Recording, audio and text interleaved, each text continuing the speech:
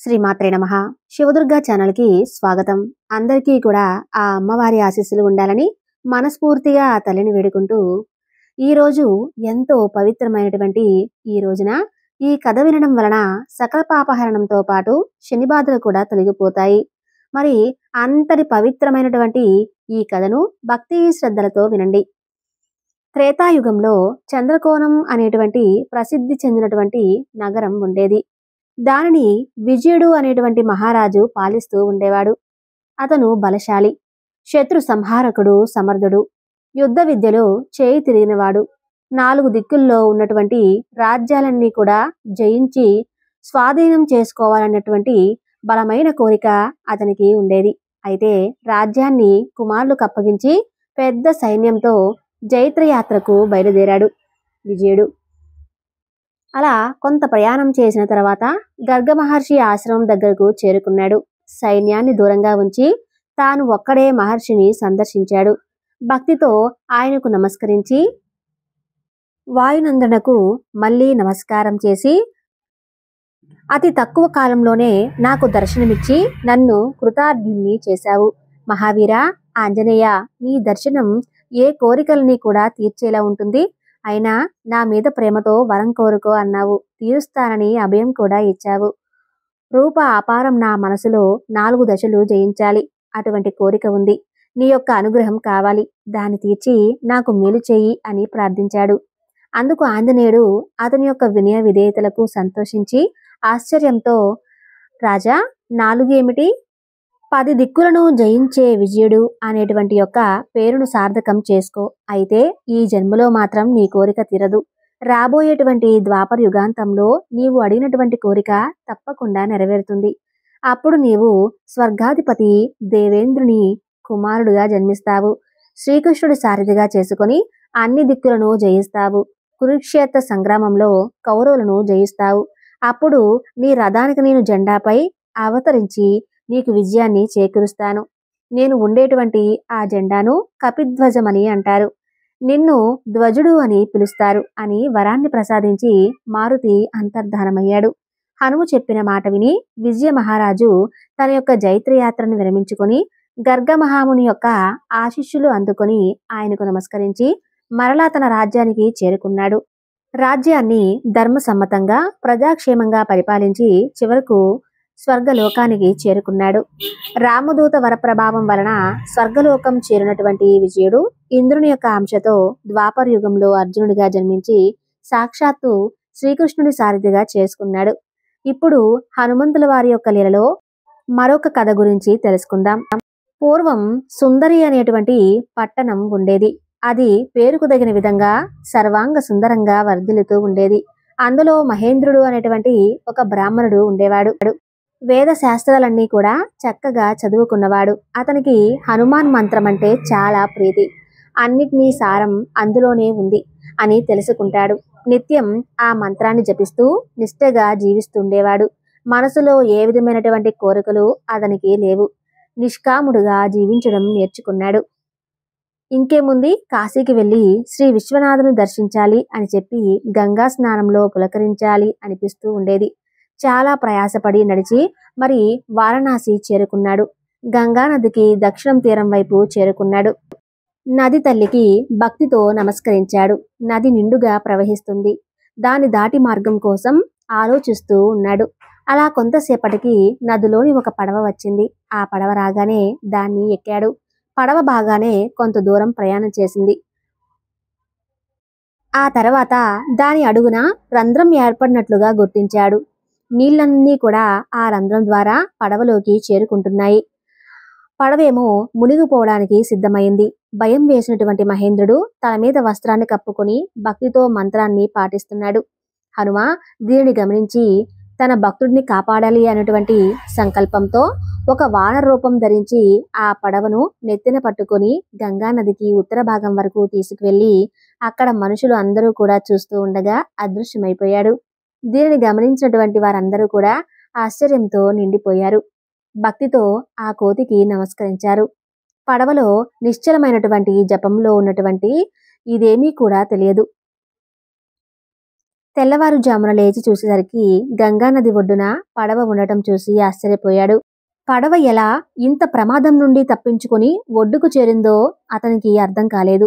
అప్పుడు ఒడ్డున ఉన్నటువంటి ఒక మనిషి, అయ్యా, ఎక్కడి నుంచి వచ్చిందో తెలియదు కానీ ఒక మహావానరం ఈ పడవను తల మీద మోసుకొని ఒడ్డుకు చేర్చి వెళ్ళిపోయింది అని చెబుతాడు. అతను ఆశ్చర్యంకి వేసింది. మీరు పుణ్యాత్ములు, వాన రూపంలో ఉన్నటువంటి హనుమాను దర్శనమిచ్చుకున్నారు. జపం చేస్తూ నేను ఏది కూడా గమనించలేకపోయాను. నేను అదృష్టహీనుణ్ణి హనుమా. నువ్వు పొందినట్టు యొక్క శరీరం వృద్ధ గంగపాలు చేస్తానని చెప్పి గంగానదిలోకి దూకడానికి సిద్ధమవుతాడు. అప్పుడు హనుమ పట్టు వస్త్రాలతో ధరించి వస్త్రవాలతో నిజరూపమైందని దర్శనమిస్తాడు. అప్పుడు హర్షుడు పులకితుడై హనుమంతుడిని చూస్తాడు. మైందుడు చేసినటువంటి స్తోత్రానికి ఆనంద పరవశుడయ్యాడు. హనుమ భక్తిని చూసి ఈ లోకంలో భాగాలన్నీ కూడా అనుభవించాను. నీ దగ్గర నేనెప్పుడూ కూడా ఉంటాను. జీవితాంతం నీవు నన్ను పొందుతూనే ఉంటావు. వరమిచ్చి అదృశ్యమవుతాడు. మైందుడు భక్తితో జీవించి సుఖాలను పొంది చివరకు హనుమంతుని దయ వలన కైవల్యం పొందాడు. అలా ఒకానొకనాడు హనుమంతుడు సువర్చలాదేవితో గంగామాధవ పర్వతం మీద సుఖంగా ఉండేవాడు. శ్రీరామ మంత్రాన్ని సర్వదా జపిస్తూ శ్రీరామనామ ప్రాణాన్ని అనుభవిస్తూ ఉండేవాడు. అయినా ఒకరోజు ఆయనకు శ్రీరామ దర్శనం చేయాలి అనేటువంటి కోరిక కలుగుతుంది. అంతే, వెంటనే బయలుదేరి గంగామాధవం నుండి అయోధ్యకు చేరుకున్నాడు. శ్రీరాముని సందర్శించి భక్తి వినయంతో నమస్కరించి శృతి చేసి ఆయన మనసు గెలిచాడు. అప్పుడు సీతారాముడు హనుమ గాఢంగా ఆలింగనం చేసుకున్నాడు. రాముల వారు హనుమ యొక్క క్షేమ సమాచారాలను అడిగి తెలుసుకున్నాడు. రామప్రభు, మీరుండగా నాకు కులాసానికి నాకు చింత అంటూ ఏమీ ఉండదు. మీపై భక్తి ఉన్నటువంటి వాళ్ళందరికీ కూడా క్షేమమే. నన్ను ఆలింగనం చేసుకుని నాకు పరమానందాన్ని కలిగించారు. నాకు ఉక్కిరి బిక్కిరిగా ఉంది. మాటలు కూడా రావటం లేదని ఆంజనేయుడు ఎంతో సంతోషంగా ఉంటాడు. హనుమ పలికిన మాటలకు రాఘవుడు సంతోషించి, హనుమ, సీతాదేవి లంకలో ఉన్నటువంటి కాలంలో చాలా కష్టాలు అనుభవించింది. రావణ సంహారం తరువాత అయోధ్యలో ఉంటున్న ఆమె ఎందుకో మాత్రం సంతోషంగా కనిపించడం లేదు. ఉంగరాన్ని కావాలని బ్రహ్మ కోరగా ఎవరికీ తెలియకుండా నాకున్న ఉంగరాన్ని ఇచ్చాను. ఆ ముద్రికను చూస్తే కాని జానకి సంతోషించదు. నీవు బ్రహ్మలోకానికి వెళ్ళి బ్రహ్మను అడిగి ఆ ముద్రికను తీసుకుని రావాలి అని అంటాడు. శ్రీరాముడు కోరినటువంటి తక్షణమే అతి వేగంగా హనుమ బ్రహ్మ దగ్గరకు చేరాడు. హనుమ రాగానే సనకనందనాదుల స్వాగతం చెప్పి బ్రహ్మ దగ్గరకు తీసుకుని వెళ్లారు.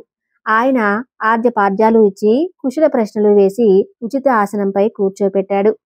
షోడాపచారాలు చేసి పూజించాడు. హనుమ, నీవు వచ్చినటువంటి కారణం అడిగాడు బ్రహ్మ. హనుమ శ్రీరాముని యొక్క ఆజ్ఞను తెలియజేశాడు. నా ప్రార్థన విని శ్రీరాముడు నాకు ఆ ముద్రికను ప్రసాదించాడు. ప్రతిరోజు కూడా నేను దాన్ని పూజిస్తూ శ్రీరాముణ్ణే ధ్యానం చేస్తున్నాను. దాన్ని ఎలా ఇవ్వమంటారు హనుమ అని అంటాడు. సృష్టికర్త నా మాట వినండి.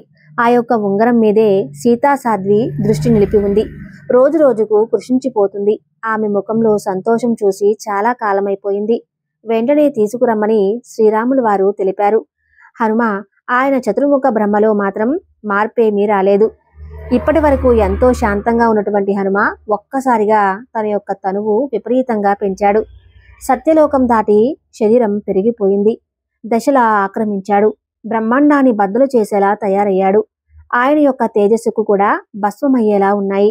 ప్రళయకాల మేఘంలాగా విజృంభించాడు. 20 చేతులతో 20 ఖడ్గాలను ధరించి భయంకరమైనటువంటి ముఖంతో దీక్షణమైనటువంటి కోరలతో మహాసింహం లాంటి విశ్వరూపాన్ని ధరించి ప్రళయకాల గర్జన చేశాడు. బ్రహ్మ తగినటువంటి దేవతలు మహర్షులు ఆశ్చర్యంతో భయపడిపోయారు.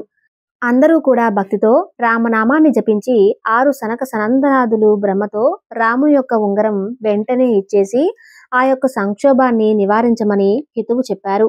అప్పుడు బ్రహ్మ హనుమంతుని భక్తిగా సూచించాడు. హనుమంతుని యొక్క విశ్వరూపాన్ని చూసి విభ్రమం పొందాడు.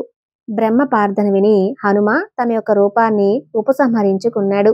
అప్పుడు బ్రహ్మ, హనుమ, ఇదిగో సరస్సు, దానిలో అనేకమైనటువంటి రామముద్రికలు ఉన్నాయి. అంతకు పూర్వం ఉన్నటువంటి అనంత కల్పాలు అందులో రామ అవతారాలు కనిపిస్తూ ఉంటాయి. ఆయా అవతారాలలో నాకు ఈ ఇక్షాకు కులతిలకైనటువంటి శ్రీరామచంద్రమూర్తి ఇచ్చినటువంటి రామముద్రికలు అన్నీ కూడా మీకు కనిపిస్తాయి. వాటిలో ఏదైతే శ్రీరాముని ముద్రికలో పరీక్షించి నీవే తీసుకో అని అంటాడు. హనుమ సంతోషంతో ఆ సరస్సులో మునిగి ముద్రికలు అనేకం కనిపిస్తాయి. హనుమకు ఏమీ పాలుపోలేదు. వెంటనే భక్తిగా వాటి చుట్టూ ప్రదక్షిణం చేస్తాడు. అది భౌతిక ఆధ్యాత్మిక తాపాలు అన్నీ కూడా తొలగిపోయే విధంగా ఆ సరస్సులో స్నానం చేస్తాడు. ఎంతో ఆనందించాడు. బ్రహ్మకు నమస్కరించి సీతారామ సన్నిధికి చేరుకున్నాడు. ఆనందమృత సరస్సులో మునకలేసి వచ్చినటువంటి ఆంజనేయుణ్ణి శ్రీరాముడు సాదరంగా స్వాగతించి, హనుమ, నీవు తెచ్చినటువంటి ఆ ముద్రికను ఇవ్వు, దాన్ని సీతాదేవికి ఇచ్చి సంతోషం కలిగిస్తానని అంటాడు. ఆంజనేయుడు జంకుతూ వెనుకడుగు వేస్తుంటాడు. భక్తుల యొక్క అవస్థను భగవంతుడు గ్రహించాడు.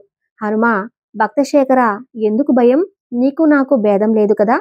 భయం వదిలిపెట్టి బ్రహ్మలోకంలో నీవు చూసినటువంటి వింతలన్నీ కూడా తెలియజేయమని చాలా ప్రేమగా అడుగుతాడు శ్రీరాముడు.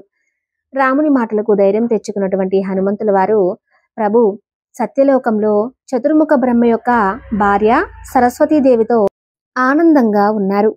అక్కడ మహర్షులు, వేదాంతులు భాగ్యమే భాగ్యం. అక్కడ అమూర్తమైనటువంటి సరస్సు ఉంది. అక్కడ మీ ముద్రికలు అనేకం కనిపించాయి. వాటిని చూసి నమస్కరించి వచ్చేశాను. బ్రహ్మ ముద్రికను ఇవ్వలేను అని అన్నాడు. నాకు కోపం వచ్చి నా యొక్క విశ్వరూపాన్ని చూపించాను.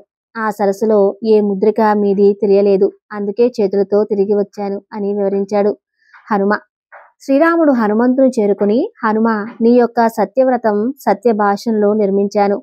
నీ మీద ప్రసన్న భావం ఏర్పడింది. రాణి కోరిక తప్పక తీరుస్తాను అని అన్నాను. ఇదివరకు ఎన్నో అవతారాలు ఎత్తాను. కార్యనిర్వహణ కోసం ఈ అవతారం ఎత్తాను. బ్రహ్మ నాకు భక్తుడు. అందుకని ప్రతి అవతారంలోనూ నా యొక్క ప్రతినిధిగా ఉండటానికి బ్రహ్మకు నా ముద్రికను ఇస్తూ ఉంటాను. దాన్ని నిశ్చలమైనటువంటి భక్తితో పూజిస్తూ సృష్టి కార్యం చేస్తూ ఉంటాడు. జానకీదేవి నా మీద పుత్ర వాత్సల్యంతో ఉంది. మన వెళ్ళి అమృత సరస్సులోని ముద్రికను ఒకదాన్ని తెచ్చి మీ అమ్మవారికి ఇవ్వనే చెబుతాడు హనుమ. వెంటనే బ్రహ్మలోకానికి చేరి అంగుళికాన్ని తీసుకుని వాయుదేవుడికి కృతజ్ఞతాపూర్వకంగా నమస్కారం చేసి శ్రీరాముని దగ్గరకు వస్తాడు. శ్రీరాముడు హనుమంతు దగ్గరకు తీసుకుని, హనుమ, బ్రహ్మ ముఖాన్ని చూసి ఆనందించావు. అందువలన రాబోయేటువంటి యుగాలకు నీవు బ్రహ్మగా ఉండేటువంటి భారాన్ని ఇస్తున్నాను. నీవు నన్ను పూజించి సేవించి ఆనందం చేకూర్చావు. నేను సీతాదేవి యందు ఆశ్చర్యంతో ఉంటాను. నీవు లోకాలకు సృష్టిస్తూ జగత్తుకు మంగళం కలిగిస్తూ శోభిల్లు అని ఆశీర్వదించాడు. శ్రీరామచంద్రుడు రామాయణం పొంది సెలవు తీసుకుని మరలా గంధమాత్రం చేరి రామమంత్ర జపంతో తరిస్తూ జీవించాడు. హనుమంతుడు ఆ తర్వాత కొంతకాలానికి రావణ వధ తర్వాత లంకారాజ్యానికి తమ్ముడు లక్ష్మణుడితో విభూషణుడికి పట్టాభిషేకం చేయించాడు శ్రీరాముడు. అతడు ధర్మబద్ధంగా రాజ్యపాలన చేస్తూ ఉంటాడు. విభూషణుడు కొడుకు పేరు నీరుడు. ఇతను గుణము బలము. మేటి ఒకసారి నీరుడు తండ్రి విభూషణుడి దగ్గరకు వెళ్ళి నమస్కరించాడు. తండ్రి, మీ పరిపాలనలో ప్రజలందరూ కూడా సుఖ సంతోషాలతో వర్ధిల్లుతూ ఉన్నారు. వారికి ఎలాంటి లోటు లేదు. మనకు ధనం సంపదకు కొదవ కూడా లేదు. అయినా మన రాజ్యమైనటువంటి లంకలో చింతామణి కామధేనువు కల్పవృక్షం లేనటువంటి లోటు బాగా కనిపిస్తుంది. నాకు మీరు శ్రీరాముని యొక్క పాద సన్నిధిని చేరి లంకా సామ్రాజ్యాన్ని దక్కించుకున్న వీటిపై మీకు దృష్టి లేదు. వాటిని మీరు ఎందుకు పొందలేకపోయారు? నాకు అనిపిస్తే వాటిని సాధించి తీసుకుని వచ్చి మన లంకలో ఉంచుతాను అని అంటాడు. నీలుడు ఎంతో వినయంగా నీలుడి మాటలను విన్నటువంటి తండ్రి విభీషణుడుకు మరలా నీలుడు నేను శ్రీరామచంద్రుడి యొక్క పాదాలపై ఉండేటువంటి మకరందాన్ని తాకేటువంటి తుమ్మెదను. ఆ రామప్రభు దివ్యానుగ్రహం వల్ల అన్ని సుఖాలు, ఆనందాలు, భోగ్యభాగ్యాలు అనుభవిస్తున్నాను. ఆనందభూతి కూడా అనుభవిస్తున్నాను. దేవతలకు కూడా సాధ్యం కానటువంటి దీర్ఘాయుష్యు సామ్రాజ్యం నాకు శ్రీరాముడి కృప వలన లభించాయి. శ్రీరాముడిని చింతామణి కామధేనువు కల్పవృక్షం అంతకంటే వేరే ఏమీ కూడా నాకు అక్కర్లేదు. రాముని యొక్క కరుణ వలన ఇంద్రాది అష్టదిక్పాలకులు నాకు సభలోనే ఉన్నారు. కాబట్టి నాకు నీవు చెప్పినటువంటి ఆ మూడింటికి అవసరం లేదు. అవి లంకలో లేవని ఎటువంటి చింతను వదిలేయి. శ్రీరామ ప్రభుపై ఉన్నటువంటి భక్తితో నీవు కూడా ధన్యుడవు. అంతే, ఆ ప్రయత్నం చేయి అని చెప్పాడు తండ్రి. తండ్రి మాటలు విని నీలుడికి మాత్రం రుచించలేదు. కీర్తికాంక్షతో తహతహలాడిపోతున్నాడు. నీలుడు తండ్రితో వాటి అవసరాన్ని తెలియజేశాడు. చివరికి విభీషణుడు మెత్తబడి, నీ కోరికను కాదనలేకపోతున్నాను. వాటిని సాధించి ఇక్కడికి తీసుకుని రావడానికి గురువు యొక్క ఆజ్ఞ చాలా ముఖ్యం. ముందుగా మన కులుగురువైన శుక్రాచార్యుడి వారి యొక్క ఆజ్ఞను అనుసరించి అనుగ్రహం సంపాదించి అప్పుడు ఆయన అనుమతితో ప్రయత్నం చేయాలి. సలహా ఇచ్చి ఆశీర్వదించి నీలుడిని పంపించాడు తండ్రి. తండ్రి అనుమతితో సగం కార్యం తీరిందని సంతోషించారు నీలుడు. గురువు అయినటువంటి శుక్రాచార్యుల వారిని చేరి పూజించి చేతులు జోడించి నమస్కరించాడు. దేవా, మా తండ్రి విభజన మహారాజు అనుమతితో అమ్మను ఆశ్రయించడానికి వచ్చాను. నాకు చింతామణి కల్పవృక్షం కామధేనువును సాధించి లంకలో వాటిని ఉంచాలి అనేటువంటి కోరిక కలిగింది. దీనికి మీ యొక్క అనుగ్రహం కావాలి, ప్రసాదించండి అని వేడుకుంటాడు. నీలుడి యొక్క భక్తి తత్పరత, వినయం ఆచార్యులకు నచ్చి, కుమారా, ఈరోజు మృగశిర నక్షత్రం. ఈ నక్షత్ర కాలంలో కొత్త మంత్రోపదేశానికి ఎంతో మంచిది. దాన్ని జపిస్తే నీ కోరిక తప్పకుండా ఫలిస్తుంది. హనుమాన్ మంత్రాన్ని ఉపదేశిస్తాను, శ్రద్ధతో జపించి ఈ కోరికను సాధించు అని చెప్పి వెంటనే పంచముఖ ఆంజనేయ స్వామి వారి యొక్క మంత్రాన్ని ఉపదేశించాడు. జగన్నాథ క్షేత్రానికి చేరి దీక్షతో ఆ మంత్రాన్ని త్రికరణాశుద్ధిగా జీవించమని చెబుతాడు శుక్రాచార్యుడు. మరియు పంచముఖి ఆంజనేయుడు ఎలా ఉంటాడో కూడా వర్ణించి చెప్పాడు. పంచముఖ ఆంజనేయుడు సర్వసిద్ధి ప్రదాత. తూర్పు ముఖం వానరముఖం కోటి సూర్యుల కాంతితో భీకరమైనటువంటి కోరలతో కనిపిస్తుంది.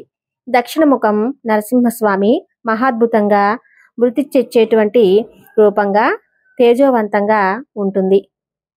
ఇక పశ్చిమ ముఖం గరుడుని ముఖం. దీనికి వక్రతుండం ఉంటుంది. సర్పాల విషాన్ని నాశనం చేస్తుంది. సర్వభూతాలను అదుపులో ఉంచుతుంది. ఉత్తర ముఖం వారాహముఖం నల్లని కాంతితో ఉంటుంది. బేతాల ప్రయోగాలను, జ్వరం మొదలైన రోగాలను నాశనం చేస్తుంది.